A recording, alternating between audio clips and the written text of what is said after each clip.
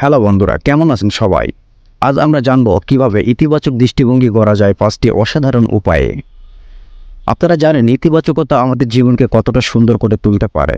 তাহলে চলুন একসাথে এই যাত্রায় যাই। প্রথমত, সক্রিয়ভাবে কৃতজ্ঞতা প্রকাশ করুন। প্রথমে আসি কৃতজ্ঞতা প্রকাশের কথায়। প্রতিদিন সকালে জেগে ওঠার পর ভাবুন 3টি জিনিসের কথা যেগুলোর জন্য আপনি কৃতজ্ঞ। হতে পারে সেটা আপনার পরিবারের ভালোবাসা, প্রকৃতির সৌন্দর্য বা একটি সুন্দর মুহূর্ত। দেখবেন আপনার দিনটা কেমন সুন্দরভাবে শুরু হয়। দ্বিতীয়ত, নেতিবাচক চিন্তা আমাদের মনকে বিষাক্ত করে। যখনই নেতিবাচক চিন্তা আসে সঙ্গে সঙ্গে একটি ইতিবাচক চিন্তা নিয়ে আসুন। ধরুন আমি পারবো না মনে হলে বলুন আমি চেষ্টা করব এবং সফল হব। নিজের প্রতি বিশ্বাস রাখুন বন্ধুরা। তৃতীয়ত, নিজের প্রতি সদয় হন। নিজের প্রতি সদয় হওয়া খুবই জরুরি। ভুল হলে নিজেকে ক্ষমা করুন। মনে রাখুন আমরা সবাই মানুষ, ভুল করবই। নিজেকে কঠোরভাবে বিচার না করে নিজের উন্নতির পথ খুঁজুন। নিজেকে ভালোবাসুন এবং যত্ন নিন।